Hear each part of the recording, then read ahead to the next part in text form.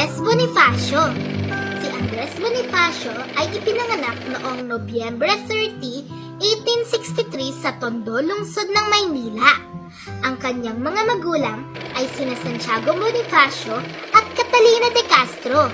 Siya ay isang Pilipinong revolusyonaryo at bayani na nagtatag ng kataas-taasan, kagalang-galangan na katipunan ng mga anak ng bayan, KKK o Katipunan. Isang lihim na lipunan na nakatuon sa pakikipaglaban sa mga Espanyol na sumakop sa Pilipinas.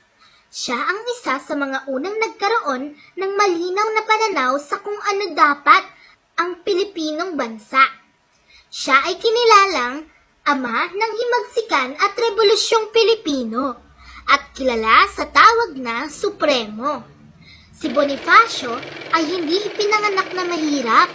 Ang kanyang ina ay half Spanish at may sarili siyang tagaturo.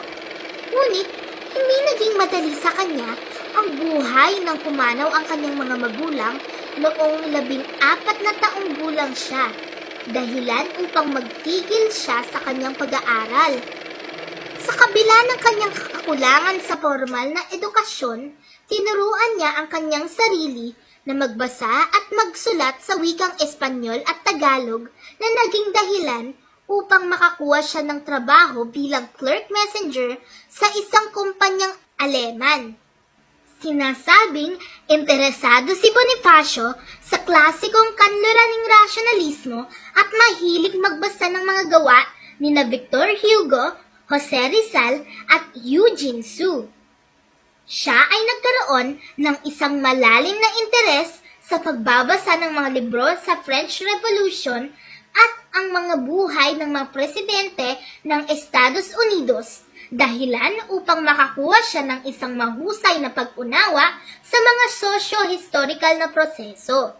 Ang kanyang hangarin na magbago ang kalagayan ng kanyang mga kababayan sa ilalim ng kolonyalismo ang nagbigay daan sa pagsali niya sa La Liga Filipina. Ang La Liga Filipina ay itinatag ni Jose Rizal noong Hulyo 3, 1982 sa layuning pagkaisahan ang mga Pilipino upang makapagsimula ng reforma, maayos na edukasyon, kooperasyon at pagbuo sa bansa. Paglabas ng Katipunan. 4 na araw pagkatapos ng pagkatatag ng Liga noong Hulyo 7, 1892, itinuloy ni Andres Bonifacio ang pakikibaka at nabuo ang KKK sa bahay ni Deodato Arellano sa Manila. Ito ay sa kabila ng pagdakip at pagpapaalis ng mga Espanyol kay Jose Rizal, isang araw ang nakararaan. Sa isang maliit na kwartong naiilawan lamang ng isang lampara, isinagawa ang sandugo kung saan ang mga kasapi ay pumirma mula sa dugo ng kanilang mga bisig na sumisimbolo sa kapanganakan ng Katipunan. Ang sandugo ay isang pangako rin ng pag-ibig at kapatiran sa bawat kababayan. Naniniwala ang mga Tipunero na makakamit lamang ang tunay na kaginhawahan at kalayaan kung ang mga tao ay may mabuting kalooban para sa bawat isa. Dahil dito, ang Katipunan ay hindi lamang isang organisasyong may layuning patalsikin ang Imperyong Espanyol, ngunit nais nito ang tunay na pagkakaisa sa isip at puso ng mga Tagalog sa ilalim ng isang inang bayan na naghahanap ng maliwanag at tuwid na landas. Pagkatapos ng dalawang Supremo ay sumang-ayon sa wakas ang mapagpakumbabang si Bonifacio na maging Supremo ng Katipunan.